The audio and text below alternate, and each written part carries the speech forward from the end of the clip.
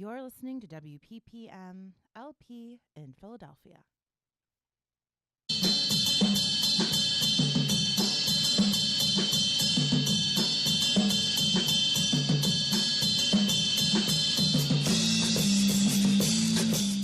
Good afternoon and welcome to the People Power Lunch Hour Show. I'm your host, Vanessa Maria Graber, and on today's program, we are going to be celebrating LGBT History Month with some of our guests. I am joined in the studio by Chris Bartlett, who's the Executive Director of the William Way Center here in Philadelphia, and later on in the show, we'll be joined by Gigi Nikpour, who's a PhillyCamp board member and also serves on the Mayor's Commission for LGBT Affairs. We'll be talking about all that and more on this episode of the People Power Lunch Hour. Stay tuned. The People Power Lunch Hour is broadcast live on PhillyCamp TV and on WPPM Radio. And for the next hour, we are going to talk about social movements, activism, and local issues here in Philadelphia. We hope you'll stay with us. We'll be right back.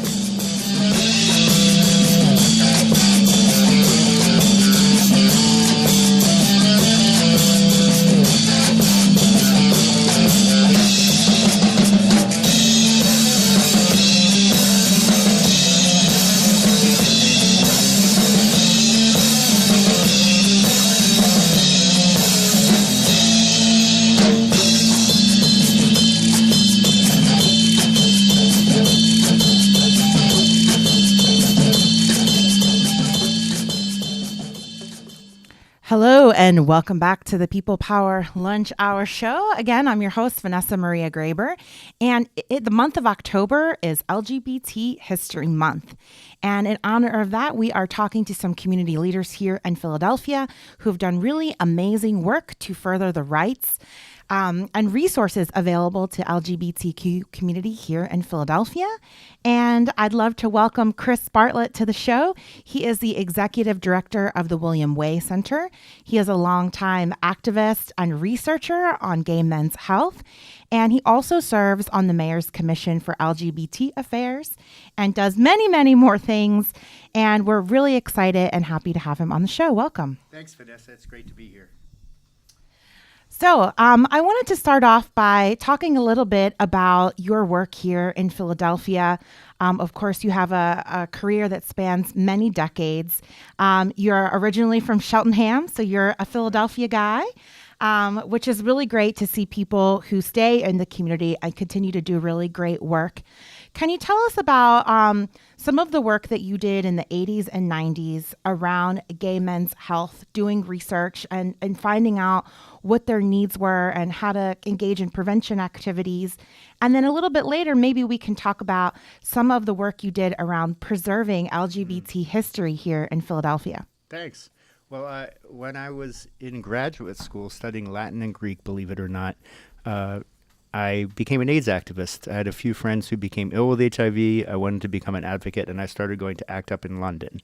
And out of that incredible school, meeting these activists who were making a difference to end the AIDS crisis, I decided I wanted to do gay community organizing before I even finished my classics degree. So I came back to Philly, and I did do gay men's health work for many years at a program called the Safeguards. And the Safeguards really was an HIV prevention organization when I got there. And I just had the idea that gay men needed more health-wise than just HIV education, and that both positive and negative men needed a broader perspective. So we did all sorts of health programs, including smoking cessation and mental health and drug and alcohol programs, dating and relationships, which was very popular, to really create a holistic vision for what gay men's health looked like. And part of that was research, and we had terrific people. John White, who was a researcher and one of the founders of the Safeguards, did a survey of 1,500 gay men in the early 90s, which I participated in, where we sort of identified what the needs were for gay men's health. And then in the 2000s, about 2005, with Michael Hinson and PHMC, we found money to do a census of the LGBT community more broadly, which dealt with health disparities in the LGBT community, but it also allowed us to show the size of the community, which had never been done before. And so I've always really believed that good community organizing should rely on research. So we make our decisions based on data. So I'm a little bit of a geek. But I think it's made the work for me a lot more interesting and helped me see sort of the long-term trajectory of the work that I've done. What were some of your early findings as you began interviewing or surveying men in the community? Was there anything that you found surprising at that time? Yeah, I think one of the things that we found was that what really helped people to take care of their health was to have a strong locus of control, which is a sense of having control over their own lives. And in a homophobic society, and 25 years ago, things were much more homophobic. Gay men, lesbians, bi and trans people didn't always feel that they had a strong sense of control over their own lives. So many of the programs we created, once we discovered that, were based in trying to create for LGBT people a sense of control over their own lives, whether that was economic or educational or plugging into their families. And I think that's built a stronger community in Philadelphia. I always say that we have the best LGBT community in the nation, and I really believe that. The HRC City Index always gives us 100%. And we've had incredibly friendly city council, mayors, and more importantly, community activists who've transformed this city. So we have the best transgender healthcare. We have the best ACT UP that continues on to this day fighting for the lives of people with HIV. So I always tell LGBT people and everyone else that they should move to Philly because it's such a tremendous, exciting place to live. That's really great. Because it's LGBT History Month, we want to talk a little bit about the history of Philadelphia and why so many of us, including people in media, work to archive and document things that are happening. I always joke that this show will be looked at by people in the future to find out what people were talking about and what the major issues were. When did you begin to realize that preserving the history was something important that you wanted to pursue? Well, I think so. I studied classics and history, so I've always felt that understanding history really helps you plan for the future. And so having a strong sense of history has always mattered to me. From a young age as an activist, I wanted to learn everything I could about LGBT history. I used to go to the Book Trader on South Street and dive into old history books there to learn our history. And I think that we've really seen through the work of the LGBT archives at William Way and many other history initiatives in the city, the key role Philadelphia has played in LGBT history. So it's important for us to claim that and from that history plan for our future. I think a lot of people are unaware, especially young activists, that Philly was really the center of the HIV/AIDS movement, especially in West Philadelphia, that a lot of other cities and movements kind of sprung out of that. Can you talk a little bit about that time period? Yeah, I think that it's great that you mentioned West Philly because I think West Philly has always been the home to so many progressive movements. Many gay activists came from West Philly and many AIDS activists did, so that has been a key place. And I think, for example, ACT UP Philly did so well in Philadelphia because we were right smack dab in the middle between the political capital in Washington and the media capital in New York without being in the craziness of those cities. So I think ACT UP Philadelphia was always able to leverage that for a lot of visibility. And I think when many other ACT UPs nationwide disappeared, ACT UP made the really important transformation, and this was in the 90s, to say that just because white gay men many of us were having access to good treatments and were less likely to die, that didn't mean that many other people didn't have that access. And so ACT UP Philly really transformed itself to serve people of color, women, trans people, and it continued to serve gay men. So I think that became a model for many other cities to say that there should be an intersectional approach to HIV activism, intersectional approach to LGBT activism, and I always feel we've done that really well here. One of the great victories I think that happened during that time period is the direct action that was targeted towards pharmaceutical companies and the medicine and the trials that resulted. Can you talk a little bit about that? Yeah, I think that one of the major victories that ACT UP, of many major victories, one of the major victories was both ensuring that drugs were affordable and that we quickly got drugs into the hands of people living with HIV. Because until the protease inhibitors became available in 1995, it was much more likely people were going to die. And there was a real sense of desperation. So ACT UP pushed to get treatments into the hands of people with HIV, even when the clinical trials perhaps weren't completed. And the idea was if people are going to die anyway, they should have access to the best treatments, and even if they're experimental. And we really succeeded in making that happen. And I think as a result, we created pipelines for treatments so that when the protease inhibitors did come in 1995, they got into people's hands much more quickly. And the other thing you mentioned is around the affordability of those drugs and really challenging pharmaceutical companies to say that to have ridiculous, unaffordable prices for a life-saving drug is inexcusable and unethical. And I think that when we shut down the New York Stock Exchange in 1987, which was and sell Wellcome was the company that made AZT, which was really the only treatment available at that time. We made the case that we were going to hold capitalism accountable for the way it treated people and making sure that good health care was available to them. And certainly have come a long way since then because many people now are able to access those drugs, even internationally. But there's still some work to be done. Absolutely. And I think that the fact that we have state pharmaceutical benefits in Pennsylvania and many other states that allow people who might not otherwise to be able to afford the life-saving drugs to be able to afford them is another victory that ACT UP helped to accomplish. And I think the other big one right now that I'm really focused on is the opioid crisis. And ACT UP Philadelphia helped to create Prevention Point Philadelphia, which is one of the first needle exchanges in the country.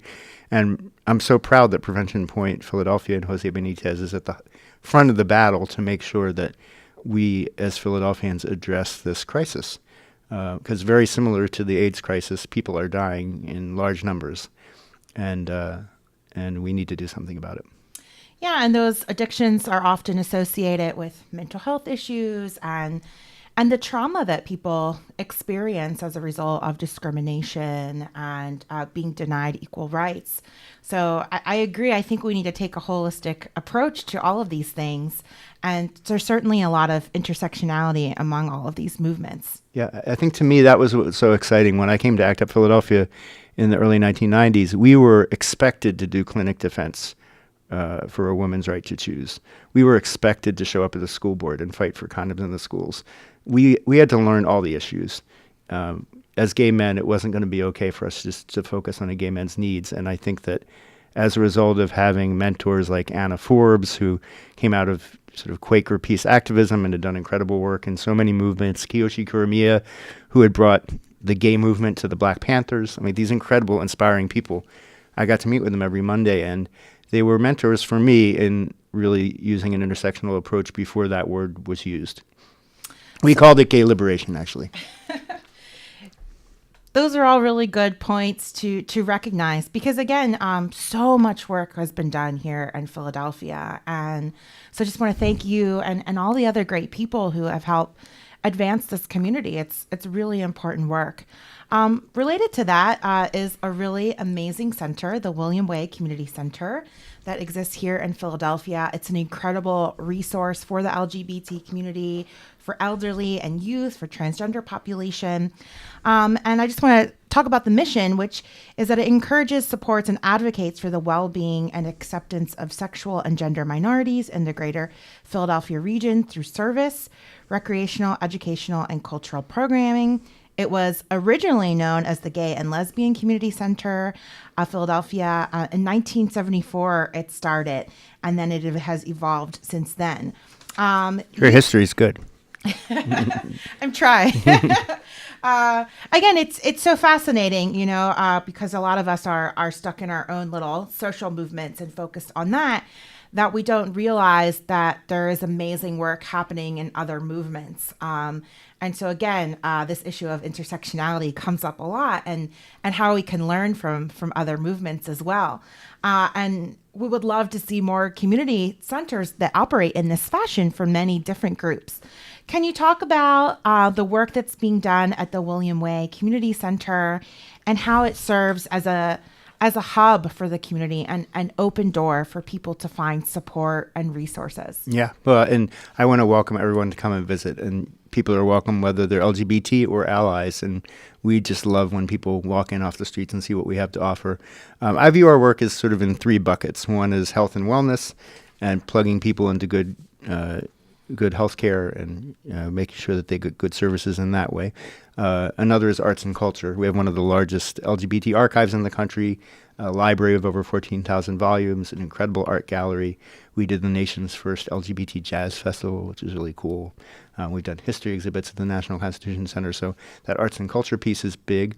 And the third is what I call community connection. It's just the fact that by walking into our lobby, you can meet someone who you might have never met before. And I always say you might meet a Republican lesbian. You've never met a Republican lesbian in your life. You'll meet them in our lobby.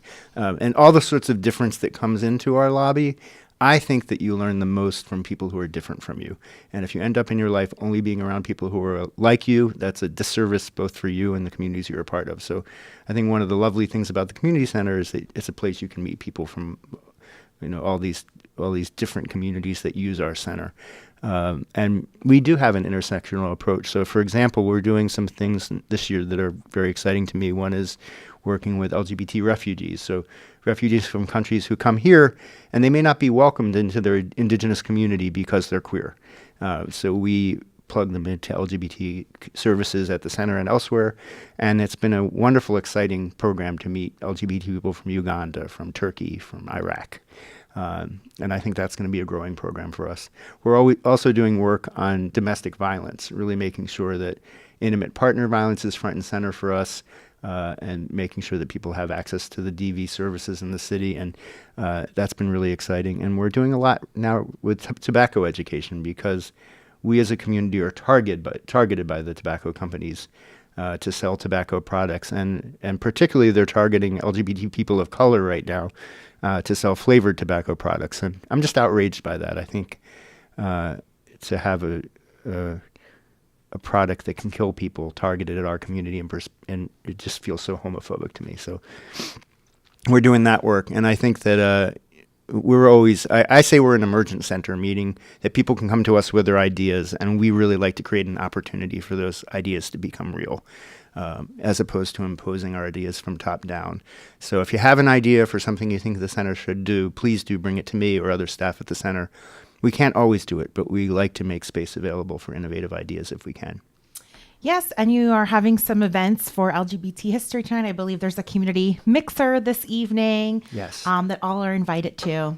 Absolutely. And I think our archives is, to me, it's the thing that I'm most passionate about because it documents our history. And I really encourage people to come by and see the archives. It's interesting that you mentioned imagining this show being archived. And right now we have a grant to digitize a bunch of radio shows from the 70s.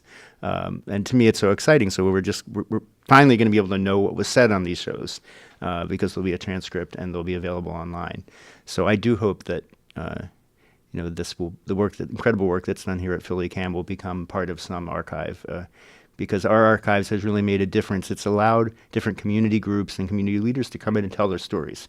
So whether that's a nonprofit coming in and telling their story, right now we're really focusing on making sure that our collections are reflective of the trans population, people of color, and women. So we're asking people to, look in their closets and look in their file cabinets and think about what could be part of either our archives or another, because we think it's really important that people's stories be remembered. Yeah, I think as someone who's done a lot of media research, one of the most fascinating things when you do a content analysis is to see how language and news frames shift. And I think there's been dramatic shifts since the 70s and 80s when it comes to the LGBT community. Certainly now we have a few other letters added to that, Q, I, and A for the queer, intersex, and asexual population.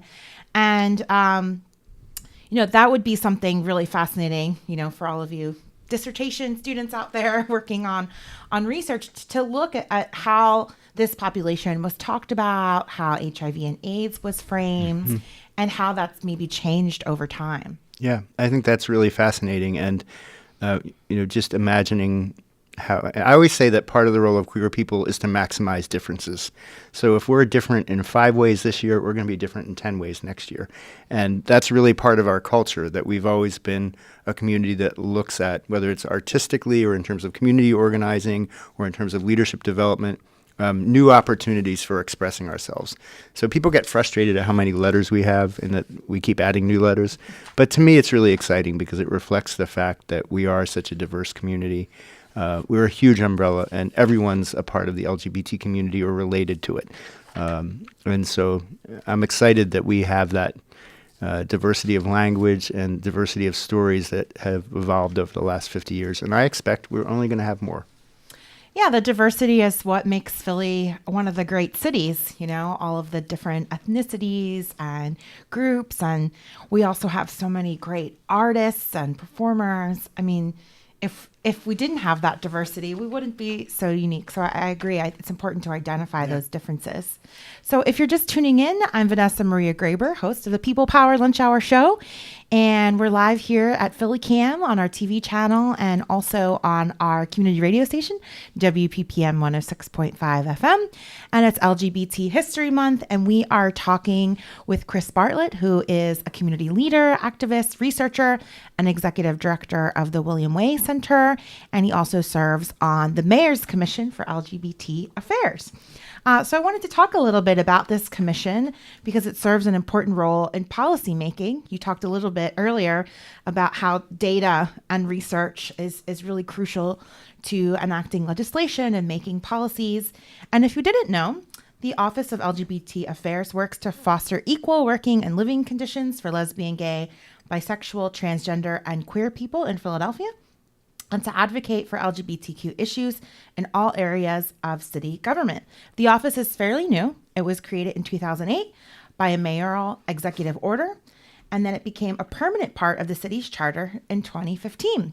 Some of the aims of the office include developing city policy regarding civil rights issues affecting LGBTQ people, enacting policies and programs to meet the city's diversity and equality goals, coordinating among city departments, agencies, and offices to improve LGBTQ access to services and promote equality and safety for LGBT people, providing education about the needs of the LGBT community, and supporting the growth and development of the city's LGBT communities, and serving as a liaison between the area's LGBT communities and the city. So You are good, I have to say. Well, we seek to inform here on the People Power Lunch Hour. And I think part of the challenge with a lot of these city governments and nonprofits is that people are unaware of their existence and the resources that are available to them as citizens here of Philadelphia. So we try to promote what's available to them and let them know that there are advocates working in city government that are there to represent them. Would you say that's accurate? Yeah, it's fantastic. Can you talk about the commission and some of the work that's currently being done, and perhaps a little later, some of the challenges that you are being confronted with? Well, one of the things I wanted to mention is that I have been on versions of the Mayor's Advisory Committee since the beginning of Mayor Street's administration. So I'm, I think, the only person who was on all 8 years of Street, all 8 years of Nutter, and have continued on with the current administration. And I don't say that to brag. I only say it to say we've come so far. And you have that institutional memory. I have the institutional memory, and I've really actually pushed all along. So Mike Hinson was the first managing director under Mayor Street. Gloria Cazares under Mayor Nutter, much beloved and transformational woman who made such a difference. And then Nellie Fitzpatrick, and now Amber Hikes. And each of those people made a big difference in different ways and sort of transforming our LGBT community, as I said, into one of the greatest, if not the greatest in the nation. And, part of that was some of the early work was looking at every department in the city and saying, are these departments serving the LGBT community well? So it might be, are the police serving LGBT people well? Is behavioral health serving them well? Is the school district serving them well? And I think quite a bit of work was done to improve each of those departments to make sure that they served LGBT citizens well. I think in Mayor Nutter's administration, under Gloria's leadership, there was incredible legislation.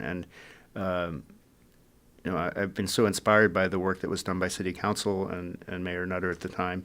And that work really gave us the best protections of any city in the United States, and really especially making sure that transgender people had good protections. So, that was a credible accomplishment, and many other things were done. There were things that popped up on the radar screen, like the Boy Scouts was a big issue during the Nutter administration, and since been resolved. But when I talk to Amber about where we need to go now, I want to both acknowledge all the great work that's been done in the past 16 years and then think about where do we take it next. And so some things by their nature need to be revisited. And so we constantly need to be working with the police department, for example, to train them to be understanding of LGBT citizens' needs. We constantly have to be working in the school district to make sure that LGBT students are treated well. And as you know, the school district has a million other challenges, so it's hard to bring any one of them to the fore. But I think that the role of the commission is to do that work, to say what are the big issues we really need to pay attention to. And as you know, I'm serving on the Elder Committee, which I'm really excited and proud to do. And that committee's really been looking at what can we do to make life better for LGBT elders in Philadelphia. And luckily, there's been great work done by the LGBT Elder Initiative. William Way's done some work, ActionAIDs, other organizations. So there's been a sort of bedrock and foundation of work to be done. But we're also looking at what other cities have done. So, for example, San Francisco has protections for LGBT residents of long-term care facilities. So we're looking at stealing that legislation, bringing it to Philadelphia, putting it through City Council, and getting those same protections for us. And I think at a time when we can't expect much support from the federal government, we'll keep our fingers crossed that maybe I'm wrong about that, but I don't think we should expect the support. So focusing on what can we do in Philadelphia is really important, and the commission is the place that we're going to be doing that. All right, again, if you're just tuning in, I'm speaking with Chris Bartlett, and he is the executive director of the William Way Community Center here in Philadelphia that serves the LGBT community. And it is LGBT History Month in October, so we are talking to community leaders here in Philadelphia that are organizing folks here in the community. We're going to take a short break, but when we come back, we'll speak with PhillyCam's own Gigi Nikpour, who is a filmmaker, paralegal, and also serves on the mayor's commission for LGBT affairs. We'll be right back. You're listening to the People Power Lunch Hour.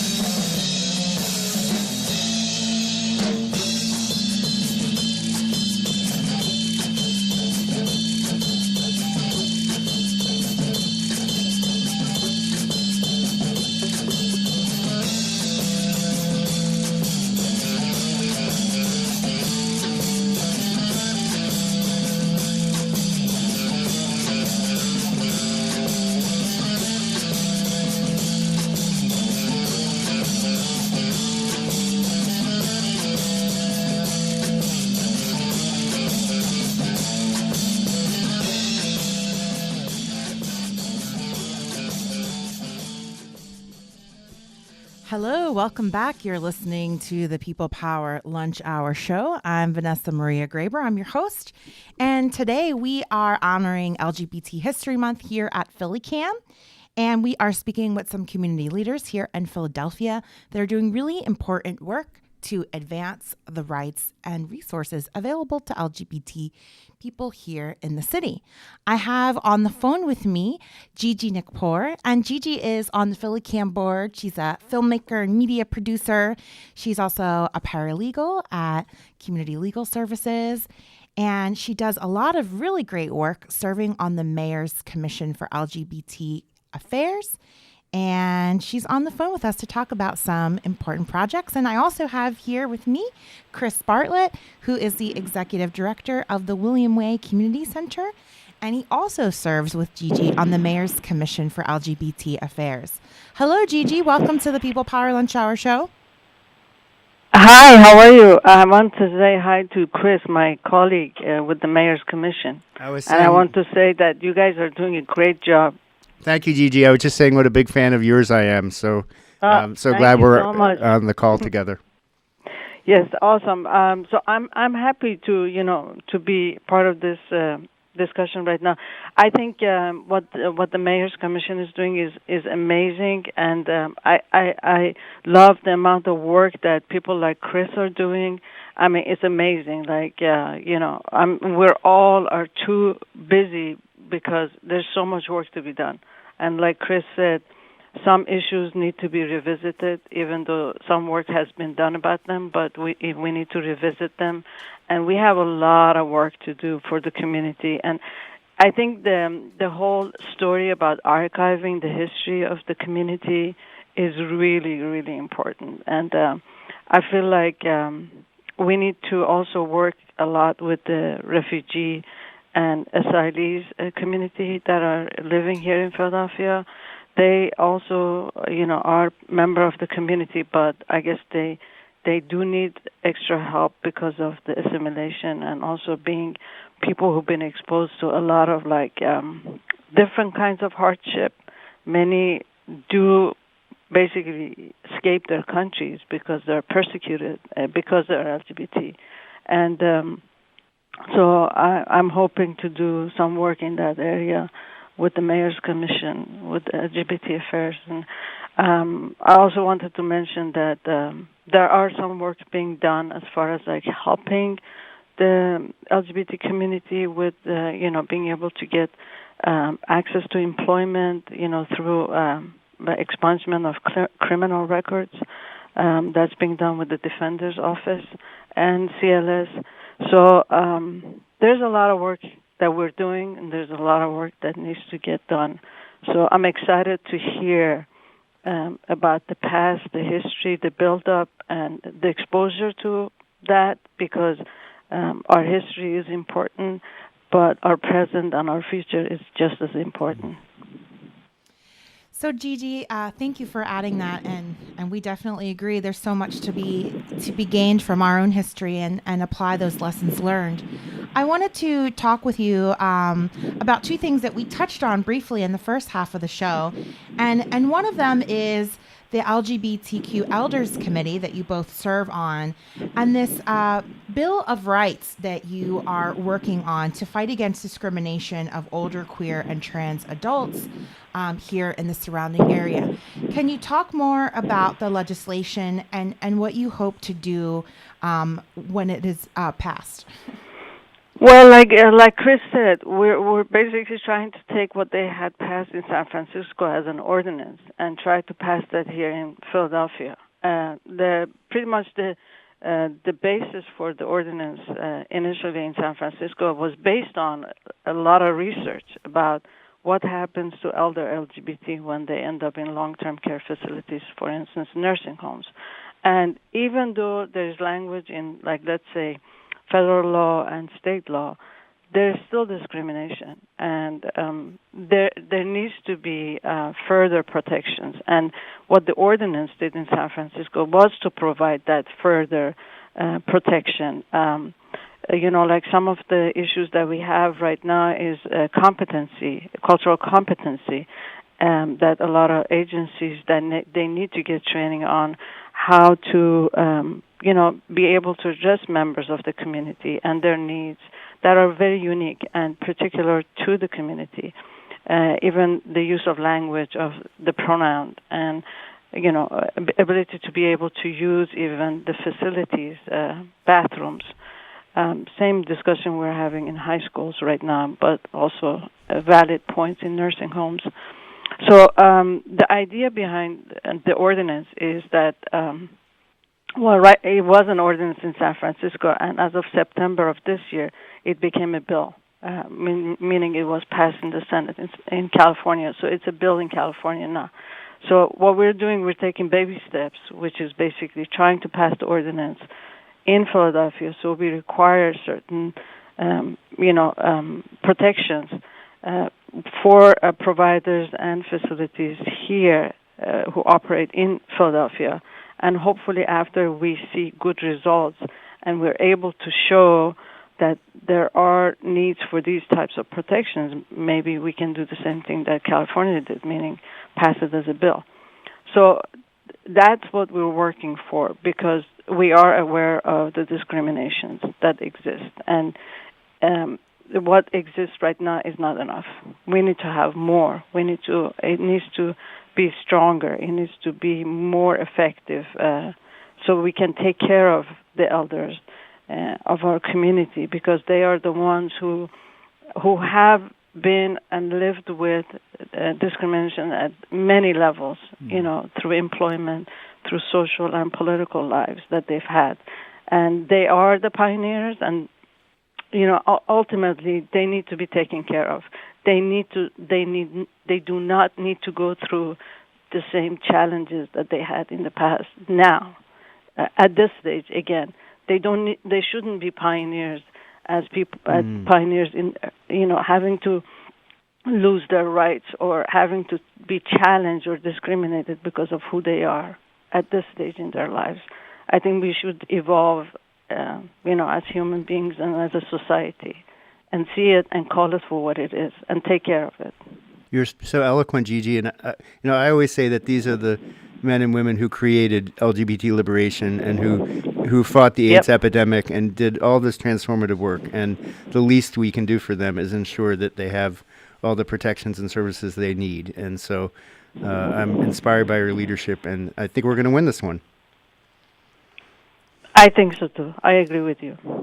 One of your concerns, Gigi, is that there's no data on LGBTQ seniors. And you're quoted in this Generosity article as saying, if you don't know this information, how do you cater to the needs of the population? Can you talk more about the importance of data collection? And Chris, perhaps you can chime in as well. Yeah, I think data these days, we live with data. Data is what makes you be seen and be noticed and be counted.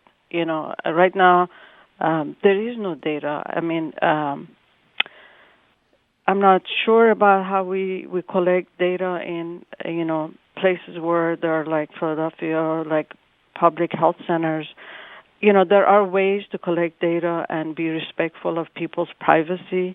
And I think what needs to get done is looking at what other states and other institutions in other states are doing that are like sort of forward, and has proven to be effective. States like Massachusetts, cities like Boston, states like California, cities like San Francisco, they have done the stuff. They have done the work, and we don't have to recreate the wheel. We just have to study what they've done, learn from them, and maybe follow what they've done to be able to have our statistics, our data for Philadelphia and surrounding neighborhoods. So then we know who are the members of the community, what are the age groups, what are the needs, and be able to target those needs much better and take us out of this marginalized state of being. Chris, would you like to add to that? Yeah, no, I agree with Gigi, and I do want to acknowledge the State Department of Aging, which has done some good work in moving us forward in this direction, really with the encouragement of the LGBT Elder Initiative and Heshi Zinman. We are represented now in Harrisburg, which we weren't 6 or 7 years ago, and so I think that there are going to be many ears ready to hear Gigi's message, and I think we're perhaps not as progressive as some other states, but I do think we're on the radar screen up there, and so Gigi and I are going to march up to Harrisburg and make sure that we get the support we need. All right, you hear that? If you also support this, you can check out the Mayor's Office of LGBTQ Affairs and contact them and pledge your support for this initiative, especially if you have an elder that you know needs this kind of care, or if you're just somebody who supports this initiative. And I should say that we have regular meetings now that are open to the public. Gigi, you happen to know the next date? Actually, the next meeting would be Monday, November 6th from 5:30 to 6:30. At the William Way Center, is it this Yep. month? Yep. Which is at 1315 Spruce Street. So if you're interested in joining us, whether you're a senior yourself or an ally to seniors, we'd love to have you join us in the conversation. All right, and we can share some of that information on our social media here at PhillyCam if you're interested in learning more. Gigi, I wanted to talk a little bit again about the resources that are now being available to refugees, immigrants, in collaboration with the William Way Center. You were on the People Power Lunch Hour last year talking about refugees and especially people coming from Iran, which is your home country.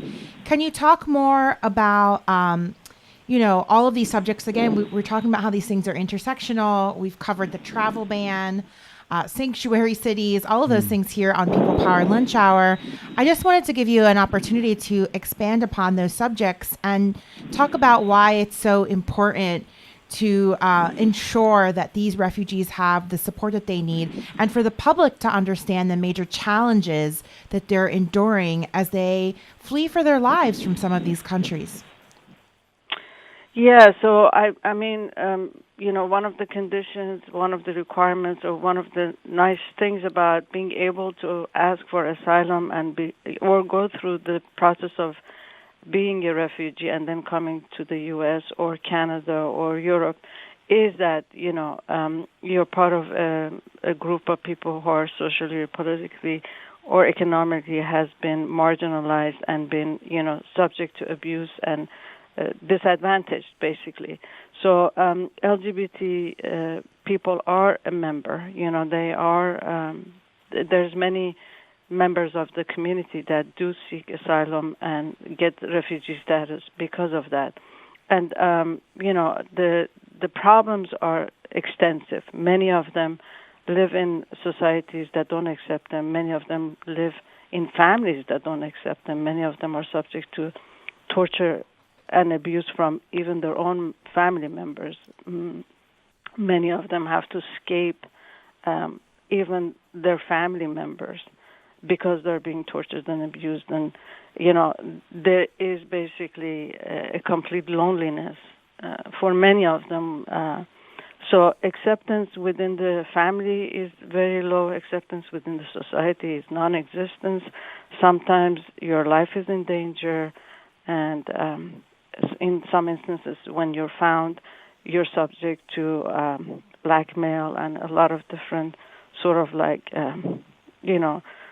sexual advantages, disadvantages that you're being subject of, So when these people leave their countries and their families, their base and what they know, they've been, subject to a lot of mental health and a lot of physical health abuses. So when they come here, there's the struggle of the language. There's the struggle of understanding the culture, the assimilation process. There is, dealing with your treatment. Many don't even realize that they have mental health issues. So accepting that, because many of the cultures, especially in the Middle East, mental health is not really something that you talk about. Culturally is, sort of looked upon and frowned upon. It's you don't have mental health. You just have to be hard, and you have to just be true, and you have to just accept life to be hard.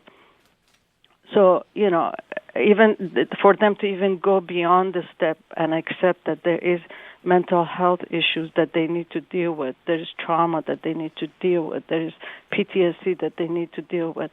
Some come from societies where there is war and many years of war and exposure to that. And some have been members in refugee camps for many years before they even make it out. So, there's a lot of we need to provide services, a lot of services, a lot of like wellness and mental health support, and assimilation, correct and caring assimilation into the culture here, teaching them, LGBT culture in the Middle East, in other countries is not quite the same as it is here. So there needs to be education. There needs to be, sort of like gentle exposure. So when they come, I've heard stories of LGBT members from my country who've been here, who've been exposed to not very good and pleasant interactions within the community, in the same community. So I sometimes wonder, what is, like, how can we assist in this assimilation so they can be safe and they can be taken care of both emotionally and physically, and for them to be able to have a healthier, more productive life here in the U.S. But I know that there are agencies like the Nationality Services and HIVAIDS that they do take care of these refugees, but there has to be a little bit more research. There has to be a little bit more targeted effort to help assimilate this population, and that's what I'm really trying to work and find research and sort of like figure out a way where I can make impact through, hopefully through Amber's office. We are discussing some stuff, but I'm still like in baby steps with this right now. Thank you for describing the situation for our listeners and viewers out there. I think for many people, they associate refugees with conflict zones, with political dissidents.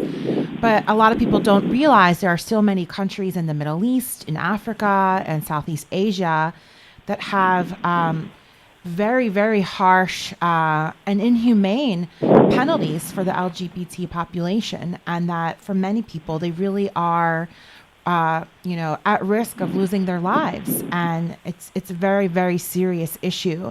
And when, as you mentioned, they don't have support from their families, unlike some folks from conflict areas, oftentimes they're coming here alone. And that can be a very difficult transition for people who are showing up to the United States in a new city with very little resources. Chris, I want you to talk about this program. How can people interact at the William Way Center? You have this new initiative in partnership with HIVAIDS, where you have volunteers working to recruit agencies and also to interface with some of these new citizens? Yeah, it's been wonderful. We received a grant from Delaware Valley Legacy Fund to do this work, and HIVAIDS has been a wonderful partner. It's been a two-way street, both educating refugee services about LGBT needs, and they're educating us about the refugee world. So it's been a wonderful collaboration. And with HIVAIDS's help, we've been able to train our peer counselors so that that refugees can access our peer counseling service, which is a free service where you can get up to 8 one-hour counseling sessions from our peer counselors.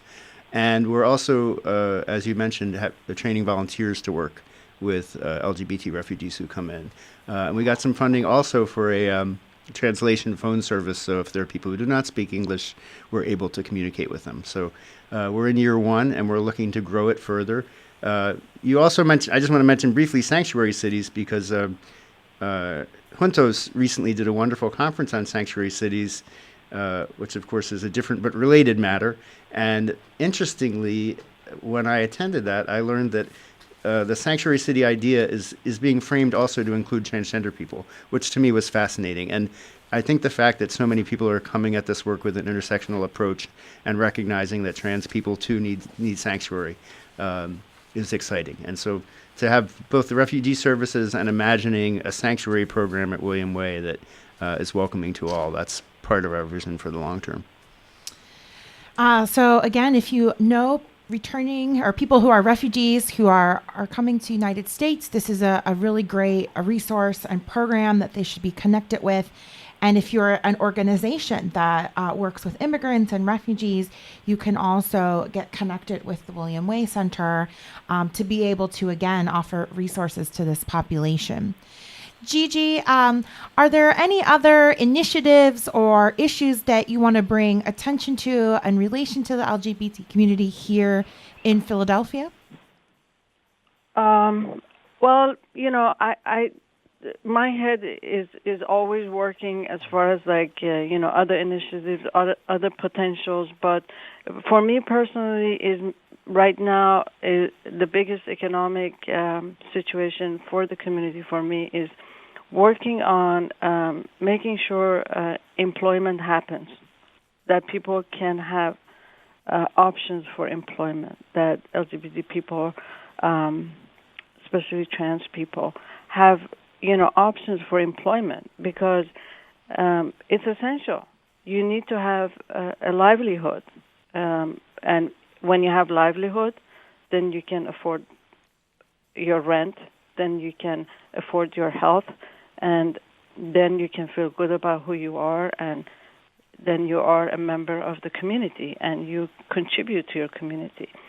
So for me, the economic side and employment issues are also important. So that's an area that I like to know more and do more.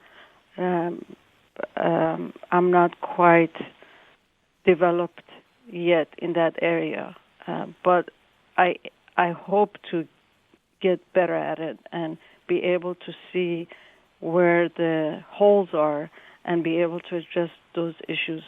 But I think the first step for us, which is the expungement of criminal records for members of the community, we are doing an expungement clinic on November 5th, which is a Sunday, at Galais for the Hispanic community.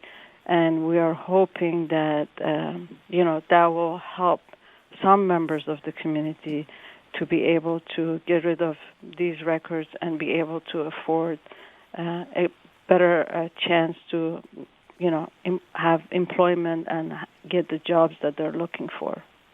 One thing I'll mention quickly, Gigi, which you're probably aware of, but the Independence Business Alliance is starting a transgender job training program, and in partnership with William Way and many other organizations. So that is exciting, and I think it has the potential to really make a difference because the IBA has connections with major corporations in Philadelphia. So there's the potential actually to have jobs for them.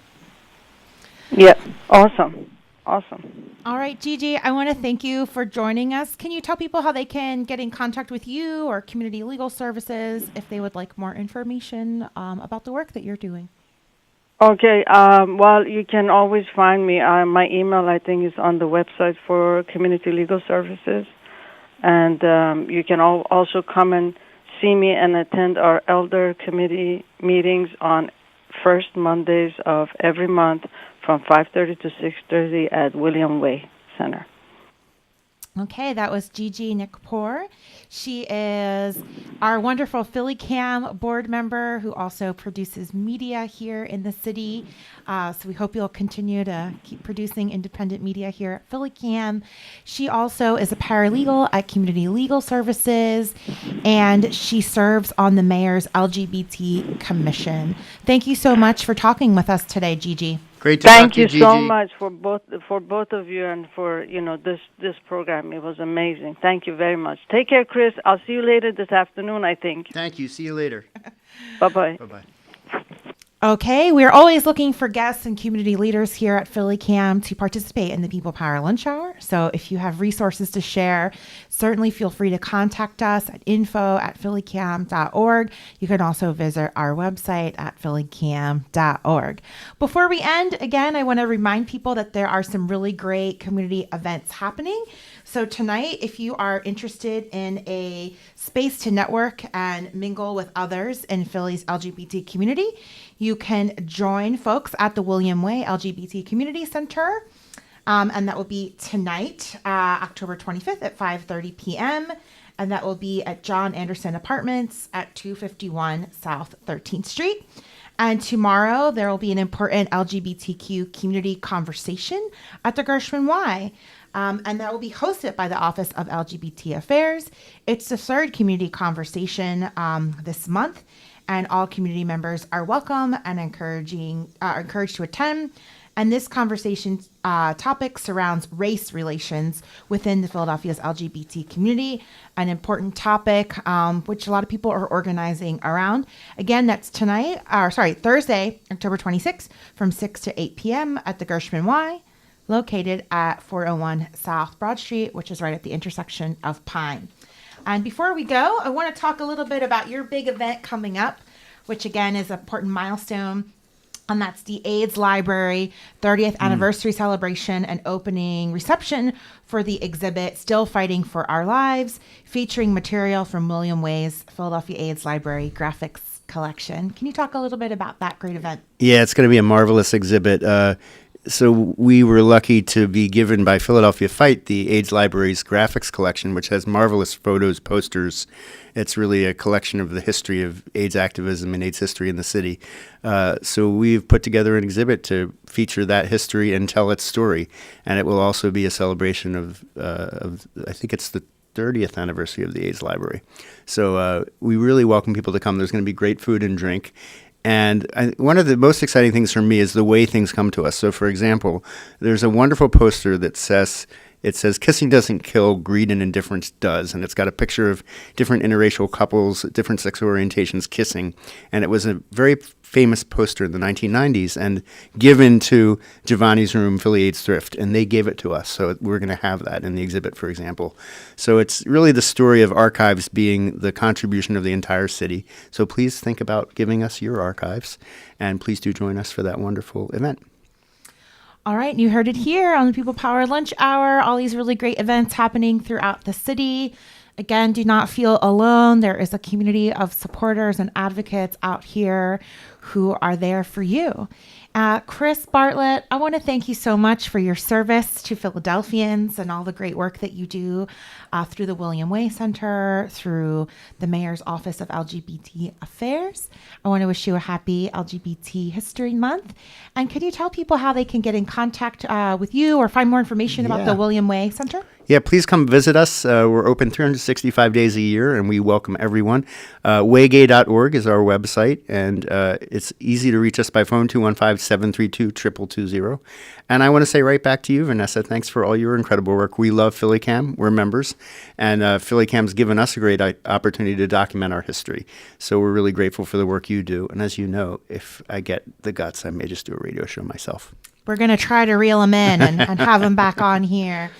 All right, you've been listening to the People Power Lunch Hour show here at PhillyCam on our TV channels and live on WPPM 106.5 FM. That's going to do it for this week's show. Next week, we'll be talking with Sherry Honkala and her new film, Flesh and Blood.